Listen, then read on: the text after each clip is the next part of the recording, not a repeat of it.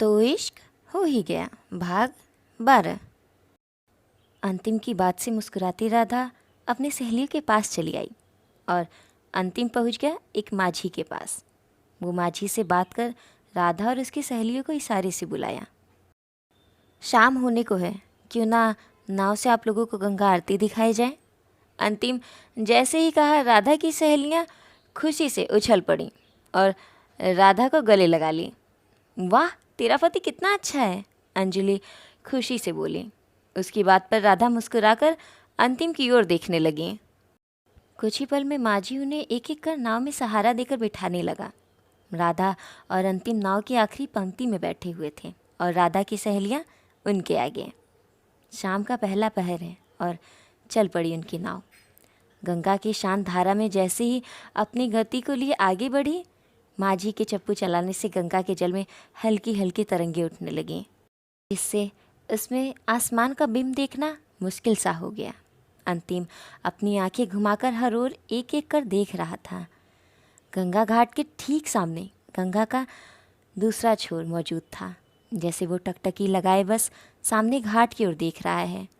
कैसे गंगा के एक छोर पर इतनी चहल पहल और दूसरा छोर रेत की चादर ओढ़े विश्राम कर रहा, जिससे ऐसा प्रतीत होता है जैसे वो छोर सालों से बनारस को निहार अब थक चुका है।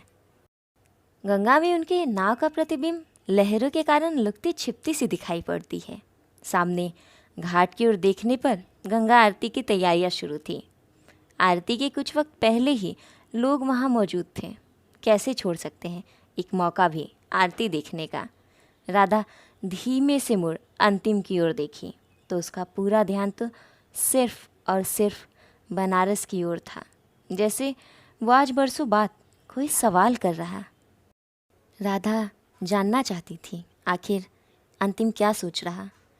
अंतिम देख रहा था कैसे दूर घाट के सामने बनी इमारतें और मंदिर की छाया गंगा के भीतर ऐसे समा रहे थे जैसे वो गंगा मैया के आंचल में एक सुकून भरी निंद्रा प्राप्त कर रहे हैं। अंतिम पूरे बनारस को देख सच में कुछ कहना चाहता था। उसने गंगा के बहते धार में अपनी हथेलियां डाल ली और अपने सवालों का सिलसिला शुरू कर दिया। या कहें वो तो बस कुछ बातें करना चाहता था। का गुरु, का हाल बा? ज़रा दिन हो गए तुमसे बात किए। सुना है बड़ा बदलाव आ रहा तुम में, लेकिन हमको तो आज भी वही बनारस लगते हो जो ना अपना देखता है और ना पराया, जिसके लिए हर परदेसी अपना ही है, जिसे वो अपनी गलियों में यूँ समेट लेता है जैसे धर्मराज अपनी लस्सी फेंटता है। पिछली बार आया था तो कुछ बातें अधूरी रह गई थी।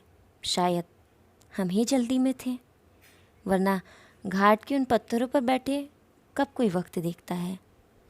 उस रोज़ आया था तो एक अघोरी ने कहा था, खुद को अकेला मत समझना, अगर कोई नहीं है तो भी बनारस है मुझ में, और कोई है तो वो बनारस है। समझता हूँ अब तुम भी उलझ रहे हो। रोज़ रोज़ एक नया दुख लिए सभी आते होंगे ना, लेकिन तुमने अपना दुख तो कभी बताया ही नहीं। चलो आज पूछता हूँ, क्या तुम्हें भी कहीं दर्द है? वो पुरानी चोट जो इस भागती दुनिया में लगी हो तुम्हें?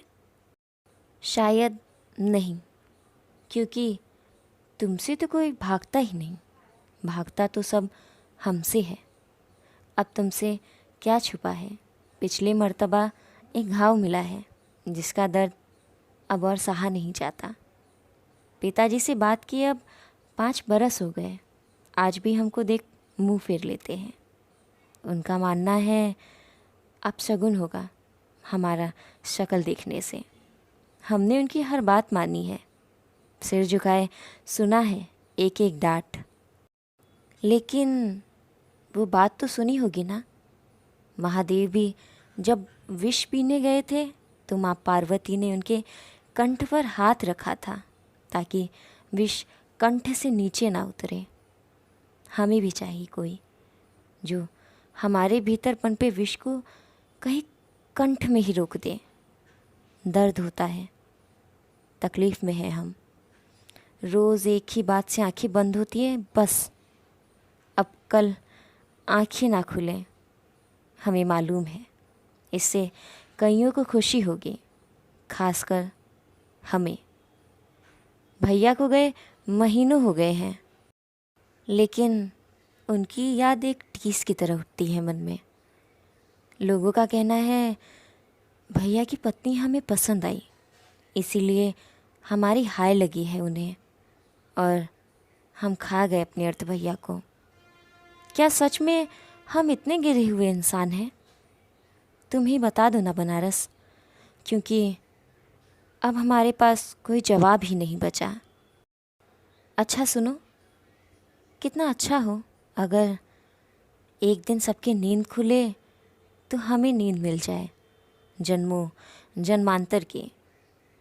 तब कई भीड़ में से एक भीड़ हमारे लिए भी उमड़ेगी।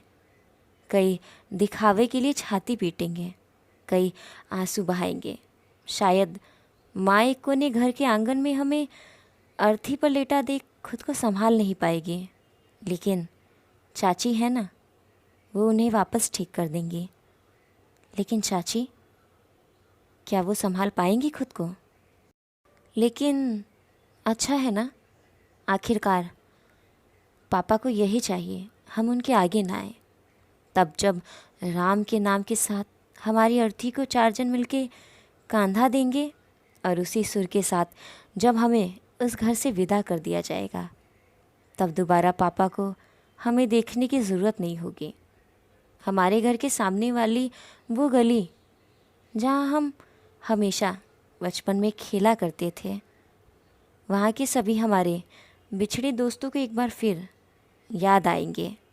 हम शायद वो अपने अपने कामों को छोड़ एक नज़र हमें जाता हुआ देखें, लेकिन फिर सबकी तरह 2 आंसू बहा अपने अपने कामों के लिए निकल जाएंगे।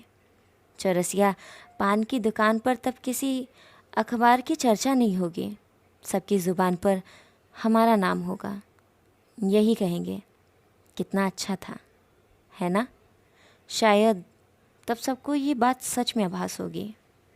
तब हम उन गलियों से निकल आएंगे अपनी मंजिल मणिकर्णिका।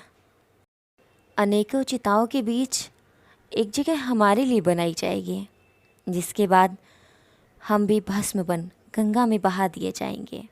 और अगर किस्मत अच्छी रही तो हमारा कुछ अंश बाबा महाकाल के ऊपर रमा दिया जाएगा। शायद तब उसके बाद बनारस में कभी अंतिम का जिक्र नहीं होगा। शायद तब कोई ये नहीं कह पाएगा कि इसकी शक्ल मनहूस है। शायद तब बनारसी साड़ियों की वो दुकान शंकर काका को अकेले चलानी होगी। लेकिन एक बात कहना होगा, हम स्वार्थी बन रहे हैं, लेकिन फिर भी तब हमें कोई कुछ कह नहीं पाएगा। और अगर कहा भी तो हम कौन सा सुनने के लिए रहेंगे। क्यों बनारस, क्या कहते हो? तब सुकून होगा ना यहाँ? अंतिम को देखते हुए राधा मुस्कुराई। शायद ये यहाँ आकर खुश है, अब इसे बस ऐसे ही खुश रखना है, राधा मन में बोली। अंतिम के चेहरे पर अथाह शांति देखते हुए उसे लग रहा था अंतिम खुश है, लेकिन उसे क्या मालूम था अंतिम के शांत चेहरे के पीछे उसके मन में दुख का सैलाब आया है। वो तो अपने हर दर्द को ख़त्म करना चाहता था, बिना किसी के साथ मिले। बनारस का जिक्र शायद ही मैं कर पाऊँ। बचपन से बनारस में रही हूँ और बनारस मुझ में। बस इसीलिए अपने नज़रिए से बनारस के कई पहलू दिखाने की कोशिश करती हूँ। जहाँ आज सभी शहर विकसित हो चुके हैं, बनारस पुरानी गलियों में ही सिमटा है और मैं नहीं चाहती बनारस अपनी इन गलियों से कभी निकले। आगे की कहानी जानने के लिए सुनते रहिए। तो इश्क हो ही गया।